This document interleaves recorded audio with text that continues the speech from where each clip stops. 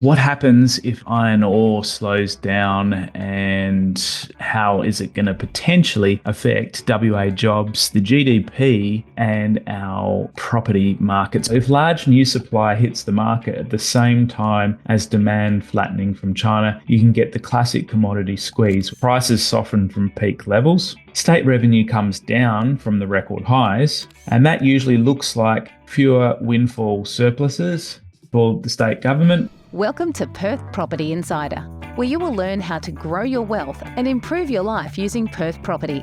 Our show is brought to you by Investors Edge Real Estate, the highly rated and award-winning property management, sales and buyers agency servicing the whole of Perth.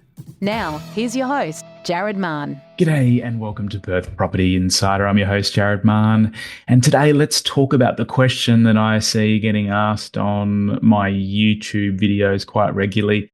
And I see speculation getting thrown around the property investment groups on Facebook. That question is, what happens if iron ore slows down, and how is it going to potentially affect WA jobs, the GDP, and our property markets, both regionally and across Perth? So it's not necessarily a crash headline. It's not doom and gloom, but what happens if we just have a genuine slowdown in either the price of iron ore, the demand for it, or in the production growth that we have? And how does that affect our overall economic engine?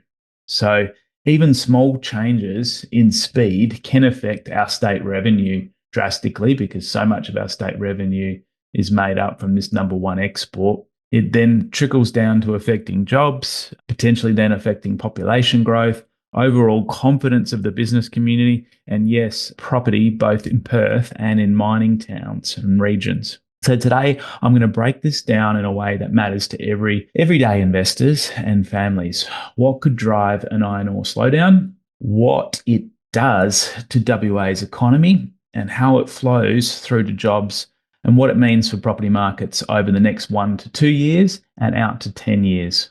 So first, for some context, iron ore isn't just one industry, it's WA's foundation. And when the iron ore machine is humming, wages are strong, the state budget is flush, we've got big infrastructure projects that get funded, businesses feel confident, and more people move to WA as a result of all of those things. And when it cools, budgets begin to tighten, businesses get cautious, hiring starts to slow, and the property market can shift gears. So the question isn't, will iron ore disappear? It's, does the next chapter look like boom, plateau, or a step down? And we can't just continue on with our cycle forever.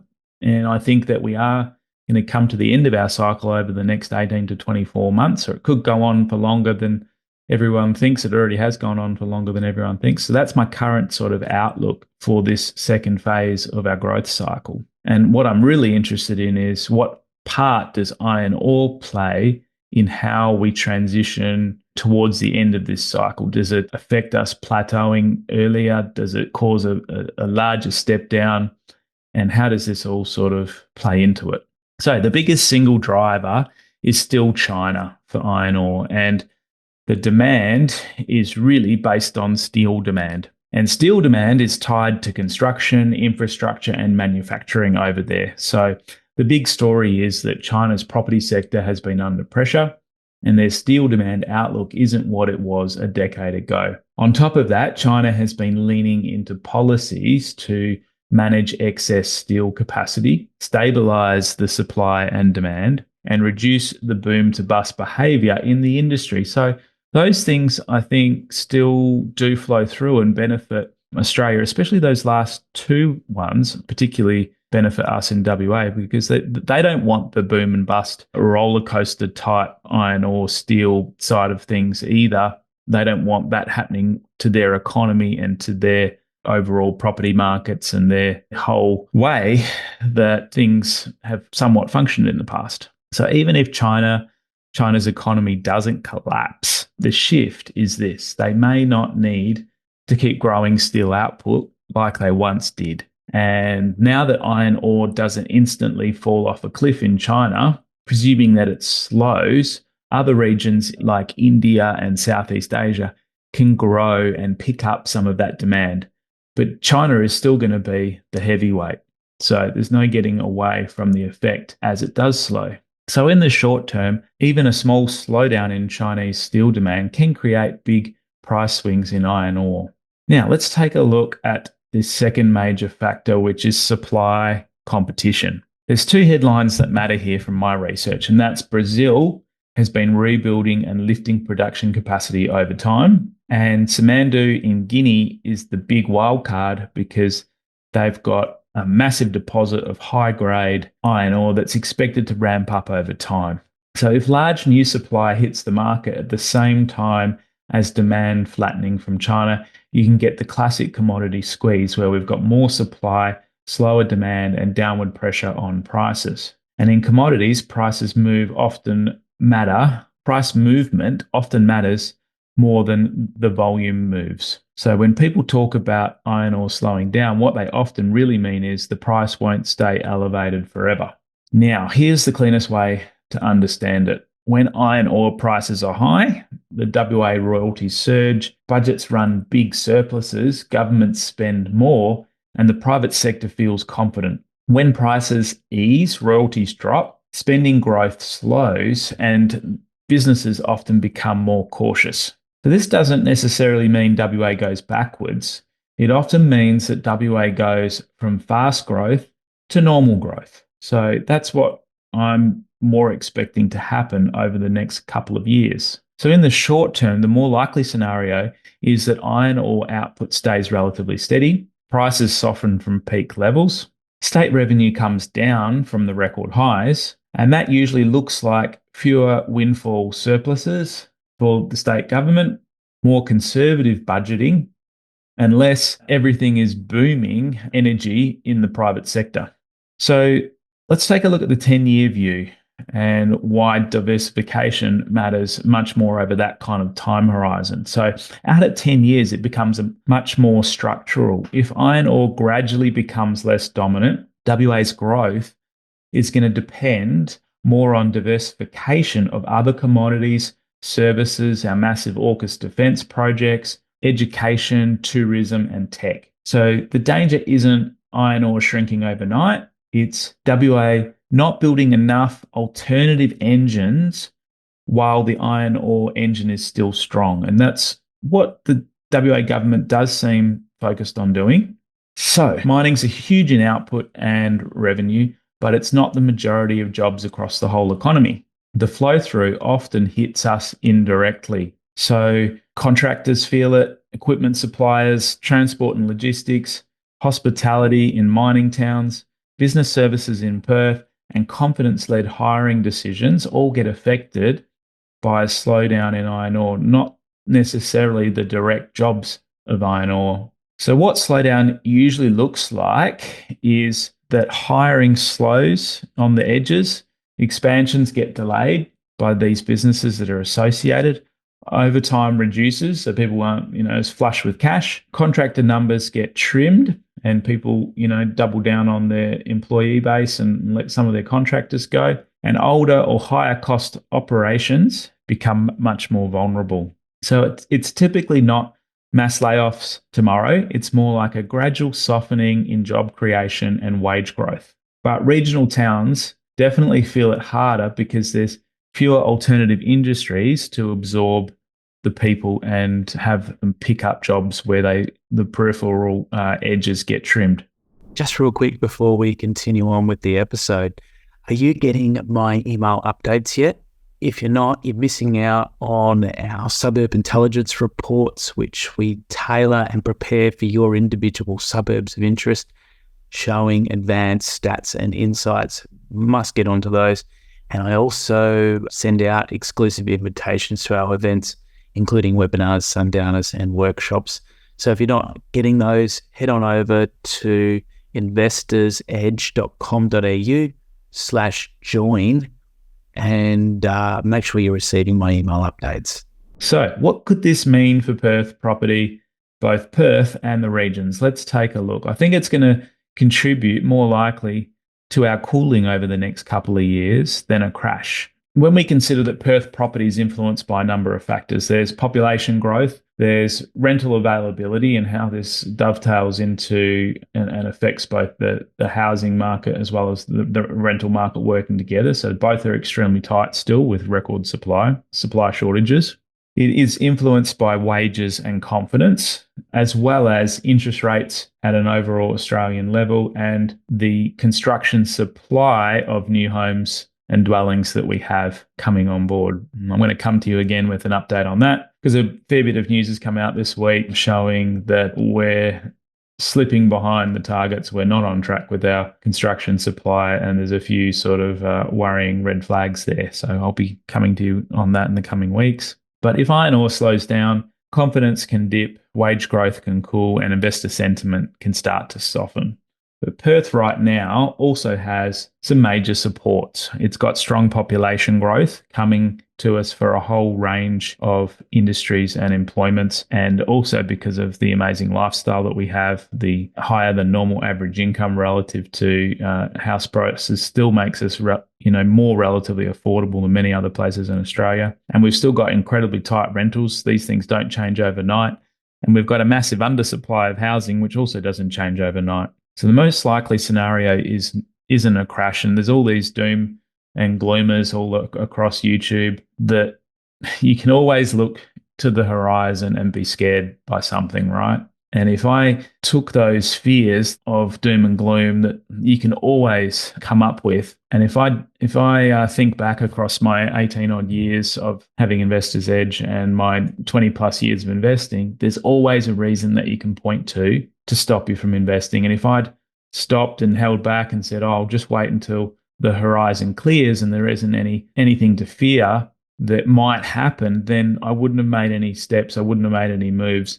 And I still think it's a mistake to let this stop you from making the most of the last part of this cycle in the next few years, where you could still be getting 20% plus growth or more. You could still be well and truly insulated. You really need to be thinking beyond just 2 years and out to 10 years and 20 years and 30 years and being very selective and buying a property that stacks up, not just in the short term, but the medium and long term. So I see this more as being contributing to a moderation of our economy, not taking us from hot growth, but more to calmer growth. So what would raise the risk if iron ore slowdown actually lines up with some other factors? I'm thinking if we had rising unemployment from a whole range of industries, which I can't see happening anytime soon.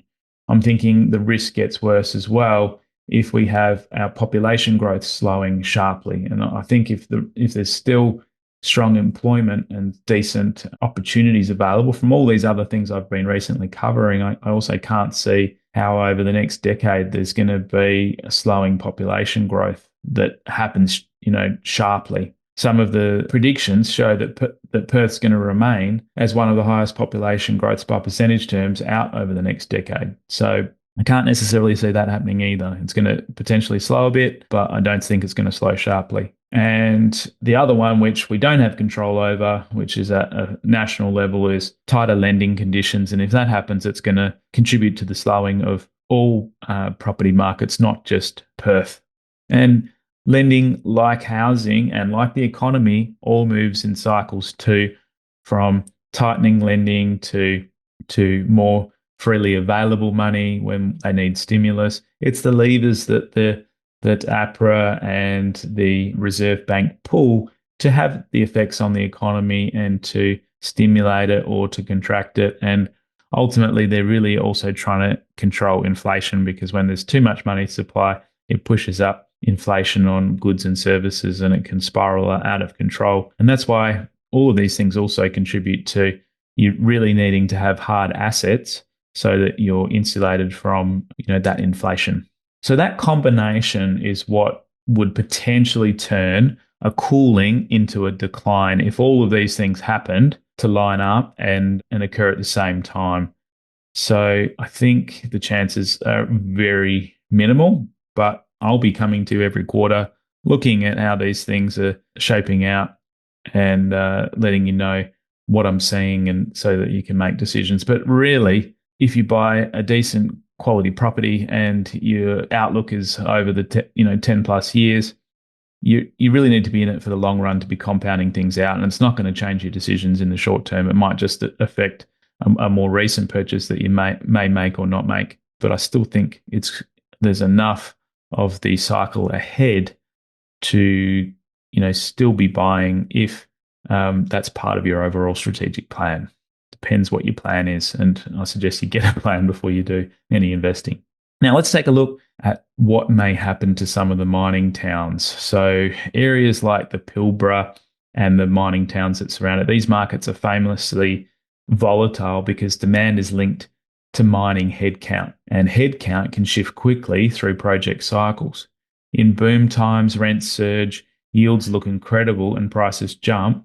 And when mining slows down, and we've seen it, in the most recent history, when overall mining jobs moved from the construction phase more to the production phase, and when contractors leave, rentals soften, listings rise, and prices can fall fast. So that's why, I purposely stay out of mining towns, even though when you see them when they're on their up, those rental yields and that growth can be a real sugar hit and an exciting roller coaster. But I've also seen the pain when they go down and everyone's in the gutter and you can't even rent a property or sell it if you wanted to, and you're getting 50 cents, 30 cents on the dollar on what you've paid. So just be very cautious up there.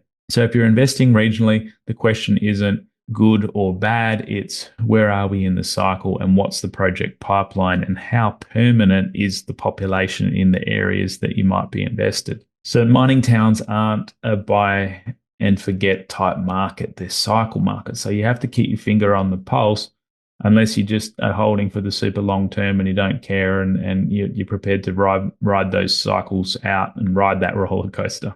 So let's wrap this up. Here's the big takeaway. A slowdown in iron ore doesn't automatically mean that WA falls in a heap, but it can mean that there's less government revenue tailwind, a more cautious business environment, slower job and wage growth, and a property market that starts to cool and come down from some of the feverish boiling point that we're at now to more of a hot and warm market over the next couple of years. So for Perth, we're likely going to have a return. If this occurs and continues to cool down as we see it potentially, is likely to happen, there's going to be likely a moderation unless the slowdown becomes broad and severe. And that would only happen, I think, if it was aligned with some of these other risk factors that I mentioned, such as rising unemployment across the board, population growth slowing sharply, or tighter lending conditions. And so we'll be watching for all of those. So hopefully that all makes a lot of sense. And I really appreciate you tuning in. Hopefully this gives you good food for thought. I'm not hitting the panic button. I'm very optimistic and positive about what's still ahead for Perth over the next 18 to 24 months. But I'll be continuing to watch it and bring to you my thoughts. So if you've enjoyed this episode, like and share it. Appreciate your reviews, and thanks for tuning in. If we can help with giving you an overall strategic portfolio plan so that you can have more certainty and confidence for the actions and steps that you're going to take over the coming years, that would be a good one to reach out for. And we've also got our buyer's agency service to buy high-performing properties and be ultra-selective so that you're more likely to have growth over the short, medium, and long term. Thanks for tuning in, and I'll catch you on the next episode. Bye. Just a reminder, the information discussed in this podcast is general in nature. As we don't know your specific situation, you should always seek professional advice before taking any action. For free market reports on your suburbs of interest and other helpful resources to grow your wealth, make sure you join my property investor update at investorsedge.com.au/join. And finally, make sure you're a member of our Perth Property Investment Facebook group to be part of the conversation with other like-minded investors, get help to your questions, and get a feel for what's going on out there in the market. I'll see you in the group.